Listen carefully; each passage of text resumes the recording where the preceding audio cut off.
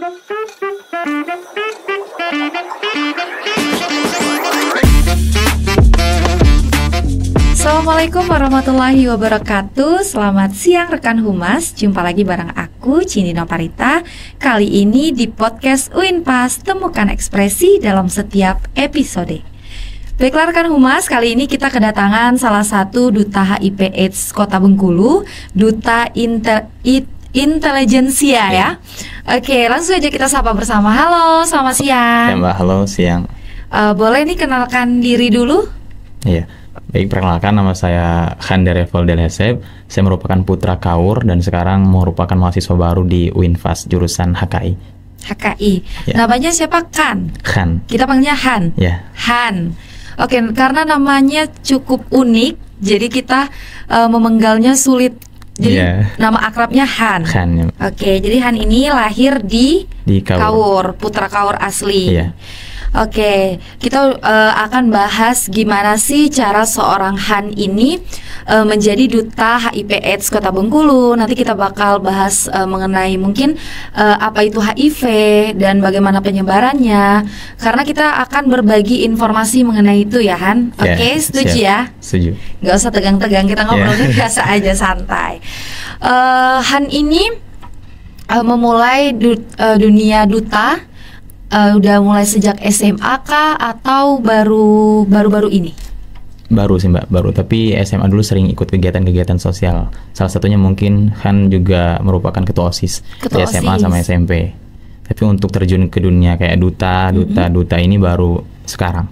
Baru-baru ini? Baru banget. Terus dapat informasi ingin daftar jadi duta HIV itu dari mana? Atau cari tahu sendiri kah atau gimana? Sosial media Mbak, dari Instagram. Han ini aktif sosmed anaknya? Iya. Memang benar-benar aktif ya? Ya, aktif sosmed. Oke, tadi kita sempat nanya-nanya juga di Han-nya sendiri karena kebetulan beliau ini juga sempat pindah studi ya, ke Bogor. Itu gimana ceritanya? Boleh nggak ceritain? Ya, boleh. Jadi dulu kan merupakan salah satu mahasiswa di UINPAS jurusan Pendidikan Bahasa Arab sampai semester 3 awal, dan ada kesempatan untuk mengikuti beasiswa di Bogor yang mana ini fasilitas penuh. Dan memang di sana kelasnya internasional gitu, berbahasa Arab, dan itu salah satu impian saya, pengen bisa berbahasa Arab. Mencobalah untuk daftar dan ternyata diterima. Jadi pindah kemarin itu tahun 2020 ke Bogor dengan jurusan Manajemen Pendidikan Islam. Terus di sana kenapa memutuskan untuk pindah? Atau keinginan pribadi, tuntutan orang tua, atau memang mau menggapai cita-cita di negeri seberang atau gimana? Yang ke Jawa tadi ya Mbak Bogor. Ya, memang keinginan sendiri. Tapi alhamdulillah dari kecil orang tua selalu mendukung apapun keputusan saya. Yang penting itu baik untuk saya gitu. Terus setelah berangkat ke Bogor, ternyata sampai di sana semester selesainya? Semester 6 ya. Itu nggak selesai dikarenakan ada hal-hal pribadi katanya. Boleh nggak kita tanya sedikit? Ya, boleh. Boleh. Kenapa menyebabkan Han untuk pulang lagi, memutuskan pulang ke Bengkulu? Iya, jadi sebenarnya Han sudah berusaha banget untuk semaksimal mungkin belajar di sana, bahasa Arab dan lain sebagainya. Dan yang mana rencananya saya menyelesaikan studi itu selama 10 tahun dengan kerja nantinya di sana. Sebenarnya udah ada lapangan pekerjaan sebagai guru nantinya di Milbos Internasional namanya. Tapi ternyata ada permasalahan keluarga yang menyebabkan Han harus pulang lagi ke Bengkulu gitu. Kemarin sempat ibu sakit juga, jadi harus pulang. Karena ibu tuh yang paling penting ya? Iya, nomor 1. Nomor 1 di atas segalanya, walaupun kita harus mengorbankan pendidikan. Oke, lika-liku perjalanan hidup Han ini sudah cukup lumayan, cukup membuat kita tertarik untuk mengetahui Han lebih dalam. Tapi untuk secara personal mungkin rekan Humas bisa hubungi secara pribadi ke Han sendiri kalau mau tahu lebih lanjut. Kita akan bahas gimana sih cara seorang Han itu menyikapi seperti sekarang kan Han lagi berada di Duta HIV kan. Itu keinginan Han untuk masuk ke sana adalah ada yang melatar belakangi atau gimana? Jadi memang dari dulu Han dari SMP sering banget ngelihat kondisi terutama di Provinsi Bengkulu, salah satu di Kaur, banyak sekali anak-anak muda yang tidak memiliki kesempatan untuk mengambil jenjang lebih tinggi di pendidikan. Itu pertama alasan paling penting. Jadi kan pengen setiap anak-anak negeri yang kan temui, mereka bisa mendapatkan motivasi baru untuk berkesempatan untuk kuliah, itu kerja. Nah kemarin saat saya posisi rendah kan, maksudnya terpuruk, keadaan kuliah nggak selesai gitu, dan saya melihat ada kesempatan nih untuk ikut kegiatan Duta HIV/AIDS ini, dan saya pikir ketika saya nantinya bisa menyandang gelar duta, nanti saya bisa dilihat oleh masyarakat. Dalam artian saya bisa memberikan edukasi lebih kepada teman-teman bahwasanya ini loh ternyata ada hal-hal yang harus kita perhatikan untuk menggapai cita-cita. Salah satunya kita harus tetap sehat di dalam kondisi yang mana saat ini remaja-remaja sudah banyak sekali gangguan-gangguan yang misalnya pergaulan bebas dan sebagainya, jadi itu sangat penting. Nah, kan nggak bisa memberikan edukasi ke mereka tanpa ada gelar, dalam artian tanpa ilmu yang mendalam. Untuk itu kan ikut kegiatan ini sehingga akhirnya ada kesempatan nantinya untuk memberikan edukasi yang bisa mereka terima dengan baik gitu, masyarakat. Oke. Selain sebelum jadi duta HIV, Han pernah kepikiran nggak sih untuk ikut duta yang lainnya, atau pernah mencoba tapi gagal atau gimana? Iya. Benar sekali. Jadi dari di Bogor kemarin kan vakum banget untuk kegiatan sosial. Tapi selalu setiap ada liburan ke Bengkulu kan pulang mengadakan kegiatan-kegiatan sosial seperti bersih-bersih masjid, bersih-bersih pantai, mengumpulkan anak-anak di Kabupaten Kaur. Nah, jadi selalu ada niat, pokoknya ketika ada kesempatan kan harus coba apapun itu selagi baik. Karena dalam kamus saya gitu kan, saya selalu bilang dan tulis itu di buku, kesempatan itu hanya datang satu kali, nggak bakalan datang dua kali. Kalaupun ada kesempatan yang sama, tapi kesempatan itu bukan kesempatan yang pertama, kesempatannya berbeda gitu. Jadi setiap kesempatan baik yang bisa saya lakukan dengan latar belakang saya, misalnya sekarang mengajar juga mahasiswa, ketika ada kesempatan baik yang bisa saya kerjakan, maka akan saya kerjakan gitu. Kebetulan juga ini ada kesempatan duta HIV/AIDS saya coba. Tapi berbicara tentang kegiatan lain, apakah sudah pernah saya ikutin? Pernah, kemarin di Bujang Gadis Provinsi. Jadi Bujang Gadis Provinsi, tapi kan cuma masuk 25 besar saja. Jadi nggak sampai masuk finalis. Kalau di duta HIV, alhamdulillah saya finalis. Oh juga informasi juga buat tadi kan, kalau duta HIV ketemu Kota Bengkulu. Jadi ini provinsi Mbak, tingkatnya provinsi ya. Oke sih, masih tetap menyandang gelar duta. Karena tugasnya duta tuh memberi, mengedukasi, memberikan pengajaran lebih kepada orang-orang yang mungkin kurang paham. Kita juga paham pergaulan anak muda zaman sekarang ya Han, sangat mengkhawatirkan. Mungkin itu juga yang melatar belakangi Han untuk menjadi duta HIV. Iya, benar sekali. Oke, Han ini juga tadi aku sempat tanya-tanya rekan Humas bahwa Han ini mengajar di salah satu pondok ya. Iya. Mengajar di salah satu pondok, itu gimana sih cara Hans membagi kesibukan? Karena kalau semester awal ini lagi sibuk-sibuknya kuliah kan? Iya, benar sekali. Betul kan, lagi sibuk-sibuknya masuk kelas. Terus cara Hans sendiri membagi waktu itu gimana? Iya, jadi pertama sebelum Han memutuskan untuk mengikuti kegiatan duta ini, tentunya Han harus berbicara ke pihak pondok terlebih dahulu. Bahwasanya masih boleh nggak Han nanti berprestasi di bidang ini. Ketika sudah di ACC, berarti kan bisa melangkah gitu. Nah, ketika ternyata melihat kegiatan di duta HIV ternyata sangat padat gitu, tapi bermanfaat dengan Han. Tapi yang paling penting kalau saya pribadi menanamkan bahwasanya saya tuh menjadikan anak-anak yang saya temui itu sebagai penyemangat. Jadi setiap saya pulang kegiatan ini, pulang kampus, capek saya hilang gitu. Karena saya pernah merasa di posisi mereka. Misalnya saya pulang lagi jajan di luar, saya selalu ingat mereka. Misalnya saya ngelihat saya capek nih ngajar mereka, tapi saya selalu ingat dulu saya pernah di posisi mereka loh. Jadi santri kelaparan misalnya atau kecapean. Disitulah jadi motivasi tersendiri. Jadi kepadatan itu bisa saya tulis. Jadi saya ada list harian gitu. Misalnya pagi jam 3 subuh saya harus bangun mereka salat tahajud, membersama mereka. Setelah subuh harus menerima hafalan. Jam 7 harus ke kampus. Oh, memang ada. Iya, jadi ada listnya sudah diatur. Misalkan jam tabrakan saya mengajar jam 8 pagi nih. Jadi saya koordinasi dengan ustadz yang lain. Nanti ustadznya yang ngajar di hari Kamis. Jadi biar saya misalnya masuk di jam dia di hari Jumat itu. Jadi biar tidak bertabrakan. Jadi ada list-list yang sudah saya atur per semesternya, per 6 bulannya, bahkan per tahunnya gitu. Jadi sudah teratur insyaallah. Sudah ada yang diatur sedemikian rupa. Hal tersebut Han lakukan karena apa? Ada trauma karena pernah meninggalkan sesuatu kah yang di tahun lalu, atau memang mau hidup yang lebih produktif aja? Ya, jadi dulu kan dari SMA itu memang sangat-sangat produktif, sampai bahkan semua ekstrakurikuler itu hampir semua saya ikuti setiap hari. Dan ternyata itu bukan berarti bagus, Mbak, ketika kita tidak tahu manajemennya. Dan setelah banyak banget struggling yang sudah saya hadapi dari Bogor sampai nggak selesai kuliahnya, saya belajar banyak hal bahwasanya saya itu nggak bisa menjadi orang yang berprestasi terus. Memang manusia itu ada kalanya dia harus dibawa, mungkin ada kalanya dia harus bermanfaat bagi orang lain. Nah, sekarang ini mungkin yaitu saya bermanfaat bagi orang lain gitu, walaupun saya nggak berprestasi. Saya lihat teman-teman saya sudah skripsi dan lain sebagainya gitu. Jadi lebih ke, tadi pertanyaannya gimana, Mbak? Aduh, udah ngobrol banyak. Ini list-list yang udah Han buat itu. Emang ada dari trauma masa lalu karena sering meninggalkan hal-hal positif, atau bukan hal-hal melakukan hal negatif ya, maksudnya kayak apa pernah merasa membuang waktu dengan sia-sia sehingga hantu harus menulis kegiatannya bahkan sampai per tahunnya, atau memang ingin hidup lebih produktif aja. Iya. Jadi kan belajar dari buku namanya Atomic Habit. Dari situ kan melihat bahwasanya ada konsep di mana kita bisa melakukan hal-hal 1% setiap harinya. Misalkan membersihkan pakaian, membersihkan lemari, melakukan kebaikan-kebaikan. Dari situ juga kan melihat bahwasanya ternyata hal-hal kesuksesan itu yang berkaitan kesuksesan itu harus di-list sedemikian rupa, sekecil mungkin. Semakin rinci perincian kita, maka semakin besar kemungkinan untuk berhasil. Karena jika kita cuma berangan-angan, saya mau misalnya nilai saya 3, IPK-nya 3, tapi tidak ada listnya, misalnya saya belajar di ruangan ini, saya belajar materi ini, itu akan susah. Tapi ketika sudah di list, saya tahu, oh jam segini saya harus mengajar, jam segini harus kuliah. Jadi terlaksana, kemungkinan besarnya akan terlaksana. Pernah ngerasa bosan nggak? Kayak kegiatannya yang seharinya kayak gini-gini aja gitu? Enggak, untuk saat ini Mbak, karena memang mungkin kan orangnya overaktif kali ya, jadi senang dengan kegiatan, bahkan kalau tidak ada kegiatan malah kebingungan. Jadi malah kalau libur itu menciptakan kegiatan, misalnya kalau libur bulanan harus setiap di pondok itu hari Minggu, hari Jumat libur.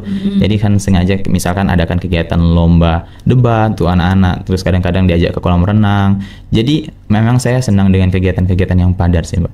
Tapi mungkin pembelajarannya dari yang latar belakang kemarin itu lebih diperbaiki lagi, kayak di list-list, diperhatikan lagi, ini boleh saya ikutin nggak gitu. Kalau saya ikutin nanti mengganggu kuliah tidak gitu. Jadi lebih terarah aja sih. Memang beda ya rekan Humas antara hidup yang memang benar-benar diatur, terperinci. Tentunya kita tidak akan meninggalkan hal-hal yang sebenarnya penting, tapi karena tidak kita tulis dan tidak kita catat, tidak kita ingat, akhirnya terlupakan. Akhirnya seluruhnya jadi berantakan. Biasanya kan kayak gitu. Oke, kita udah bahas personalnya Han ini tadi ya. Kayak udah ke Bogor, pindah ke Bogor, ternyata pernah kuliah juga di sini, pindah ke Bogor dan balik lagi ke sini. Memang UINFAS itu selalu di hati, guys. Dan tak akan pernah terganti. Iya, benar sekali. Oke, kita mau tanya-tanya lebih dalam tentang HIV/AIDS. Iya, benar sekali, Mbak. Karena kan mungkin Han bisa memberikan edukasi lewat tayangan ini kepada rekan Humas yang sedang menonton bahwa HIV/AIDS itu seperti ini, penularannya seperti apa gitu. Mungkin boleh Han ceritain? Jadi HIV/AIDS itu pertama HIV sendiri ya Mbak, singkatannya dari Human Immunodeficiency Virus, yang berarti virus yang menyerang kekebalan tubuh manusia atau CD4 kita kenal. Jadi ada imun tubuh yang diserangnya. Adapun AIDS tersendiri, AIDS itu adalah Acquired Immunodeficiency Virus, yang mana kondisi manusia yang tadinya diserang oleh virus HIV dia menjadi melemah. Jadi ada komplikasi di AIDS ini. Jadi AIDS itu adalah stadium terakhir daripada penyebaran virus HIV. Jadi AIDS ini ketika manusia sudah tidak bisa lagi melakukan kegiatan-kegiatan seperti misalnya sudah ada penyakit kronis TBC, ada sariawan parah di mulut, badan kurus, kering, seperti itu. Jadi AIDS adalah kondisi akhir daripada stadium HIV/AIDS. Sedangkan HIV adalah virusnya, virus yang menyerang kekebalan tubuh, sehingga pada ujungnya nanti kalau tidak mengkonsumsi obat-obatan yang sudah direkomendasikan oleh dokter, tidak mengkonsumsi obat ARV namanya, antiretroviral, maka kemungkinan penyebaran virus ini akan sangat cepat, dan kemungkinan juga dia tidak bisa melakukan produktivitas di kehidupannya gitu Mbak. Oke, untuk penyebarannya sendiri itu menularnya melalui apa? Karena kan stigma masyarakat itu masih sering kali memikirkan bahwa HIV/AIDS itu bisa tertular lewat alat makan, atau dalam satu ruangan dengan orang yang sedang HIV, terus ketika dia bersin atau batu, mungkin kita bisa ikut terserang virus itu gitu. Sebenarnya kekeliruan yang seperti itu perlu kita luruskan ya. Penyebarannya terjadi itu dengan apa? Iya, jadi Mbak, benar banget. Jadi sekarang itu yang jadi tugas kita juga sebagai duta, harus memberikan edukasi kepada masyarakat bahwasanya penyebaran virus HIV ini hanya dengan 4 cara. Cairan yang pertama lewat cairan vagina, cairan sperma, darah, dan yang terakhir itu lewat air susu ibu. Seperti itu. Oh, berarti ketika dia punya anak dan menyusui, ketika ibunya mengidap HIV/AIDS bisa menularkan ke anaknya? Iya. Oh gitu. Jadi mitos ya tentang bisa menular lewat alat makan. Iya, mitos, tidak sama sekali. Oke, untuk sejauh ini pencegahannya sendiri seperti apa sih kan? Pencegahannya itu ada konsep namanya Mbak ABCDE. Abstinen itu artinya kita absen seks atau menghindari hal-hal yang mengarah ke sana. Yang kedua itu adalah B, be faithful, artinya kita setia dengan satu pasangan. Yang ketiga adalah kondom, itu menggunakan alat kontrasepsi ketika melakukan hubungan seksual. Dan yang keempat itu tidak menggunakan narkoba, terutama jarum suntik, karena bisa juga menyebar lewat jarum suntik ini. Dan yang terakhir itu E, seperti yang kita lakukan sekarang, yaitu education kepada masyarakat. Ataupun yang satu lagi E berarti equipment, yang berarti menggunakan alat-alat yang steril, yang bersih, seperti itu. Oke, selama di Bengkulu ini ada nggak sih kasus HIV/AIDS? Iya, di Bengkulu banyak kasus HIV/AIDS tercatat dari tahun 2020 sampai tahun 2024 dari Dinas Kesehatan yang saya dapatkan saat karantina kemarin berjumlah 1.515 ODP orang dengan HIV/AIDS. 1.515. Oke, itu sebenarnya ada obatnya nggak sih kan? Iya, jadi untuk obat yang mengatakan ketika dia minum obat ini sembuh, tidak. Tapi sebenarnya kan Mbak, di dalam Al-Quran orang Islam mengatakan bahwasanya setiap penyakit itu ada obatnya. Pasti ada obatnya. Tapi untuk saat ini masih dalam tahap penelitian gitu untuk obat. Tapi ada salah satu obat yang bisa digunakan untuk orang yang mengidap HIV, bukan mengidap sih, terinfeksi HIV. Jadi bisa mengkonsumsi ARV namanya. Ada di rumah sakit dan bahkan itu gratis. Ada yang gratis itu, ada yang berbayar mungkin, tapi bisa diakses lah dengan masyarakat. Dan dengan mengkonsumsi obat ini maka virus itu tidak bisa berkembang, sehingga dia masih layaknya seperti manusia lainnya, tapi dia bisa menularkan, tapi dia seperti kita sehat, bisa bekerja, bisa melakukan hal apapun itu. Jadi mungkin edukasinya juga buat masyarakat, kita bisa melakukan tes. Yang pertama, tes mengetahui kita terkena atau tidak, yaitu salah satu contohnya di rumah sakit DKT itu Mbak, itu gratis kita melakukan tes HIV. Jadi ciri-cirinya gimana itu? Oh iya, jadi untuk HIV itu salah satu cirinya, jadi dia tuh ada 4 stadium Mbak. Stadium pertama itu namanya window periode atau periode jendela, di mana pada periode ini tidak ada gejala, sama seperti kita sekarang sehat, normal gitu. Banget gitu, tidak ada, tapi dia sudah ada virusnya dan itu bisa menularkan. Itu sebenarnya bahaya di periode jendela karena dia tidak tahu. Dan di stadium kedua itu akan ada gejala-gejala ringan seperti menurunnya 10% berat badan. Gitu, misalnya dia 100 kilo berarti turun jadi 90 kilo. Dan itu drastis turunnya, kayak dalam jangka waktu seminggu gitu. Iya, karena tadi kan udah bertahap di periode awal nggak berkembang gitu virusnya. Dan di tahap ketiga itu sudah mulai ada penyakit-penyakit yang menyerang karena imunnya sudah lemah. Jadi penyakit-penyakit mungkin ada TBC atau penyakit misalnya, dan juga berat badannya 20% berkurang, kurus seperti itu, dan layu, matanya juga udah lumayan layu gitu kan Mbak. Jadi badannya kurus kering, itu sudah mengarah ke sana sampai di akhir, di stadium terakhir yaitu AIDS, sudah harus dirawat di rumah sakit. Dalam kondisi ini dia tidak bisa melakukan hal-hal lain atau produktivitas karena itu sangat berbahaya bagi dirinya. Itu karena mungkin sampai peradangan, sampai TBC, sampai dan lain sebagainya penyakit kalau sudah di tahap AIDS. Jadi untuk misalnya orang yang terkena HIV/AIDS, terinfeksi, maka diharapkan untuk mengkonsumsi obat itu agar tidak terjadi yang tidak diinginkan hingga tidak sampai ke AIDS gitu. Lebih baik kita mencegah daripada mengobati. Oke, dengan banyaknya kasus HIV tadi 1000-an ya di Kota Bengkulu, sebenarnya peran Duta HIV/AIDS itu seperti apa sih? Ya, jadi kita diadakan lembaga ini Mbak dari tahun 2011 hingga sekarang berdiri. Berarti udah berapa tahun tuh? 11 berapa 13 tahun ya? Kurang lebih segitu. Iya, jadi tugas kita yang pertama, saya selaku pemuda gitu ya Mbak, yang pertama saya memberikan edukasi kepada orang lingkungan saya. Mungkin sekarang saya guru, saya selalu mengedukasi anak-anak saya, anak-anak didik saya, bahwasanya ada hal-hal yang harus kita ketahui agar tidak terinfeksi virus ini, menjaga pergaulan, dan juga mengatakan bahwasanya orang yang terkena HIV/AIDS ini sama seperti kita, sehingga tidak ada statement atau stigma yang menjatuhkan mereka, yang meninggalkan mereka, sehingga mereka juga bisa hidup berdampingan dengan kita. Jangan karena dikucilkan kalau dikucilkan nanti malah mereka akan merasa terkucilkan dan mungkin menyebarkan virus ini, dan itulah yang tidak kita inginkan. Terus kan kita nih sama-sama dari desa ya, saya juga dari kampung. Karena kita tahu orang-orang di desa tuh sulit menerima ketika kita memberikan edukasi, karena memang stigma masyarakat yang cenderung sering termakan berita hoax, berita yang tidak benar. Terus ketika kita memberikan edukasi itu maka sulit diterima, karena masyarakat kita bukan gimana ya, berpikirnya bukan terbelakang, tapi memang habit di masyarakat desa biasanya seperti itu, sulit memberikan edukasi. Nah, perankan sendiri ketika pulang kampung ke Kaur, misalnya kita andai kata lah nih, kan pulang ke Kaur, gimana sih cara seorang kan sendiri menyampaikan kepada masyarakat bahwa ini loh ternyata HIV itu seperti ini, ciri-cirinya ini gitu. Iya.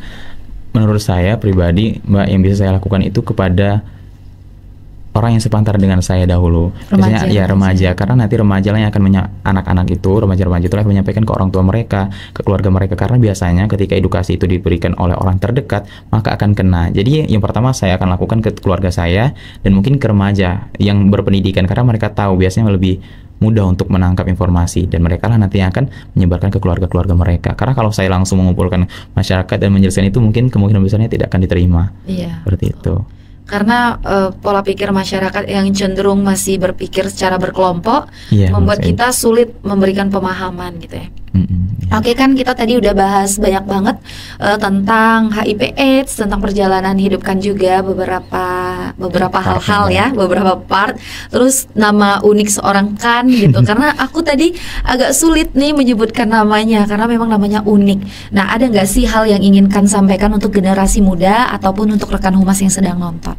Iya, mungkin untuk semua orang yang melihat tayangan ini ya Mbak ya. Jadi kita itu setiap orang itu punya timing yang berbeda, punya struggling yang berbeda-beda. Jadi saya mengibaratkan perjalanan saya itu seperti halnya bunga.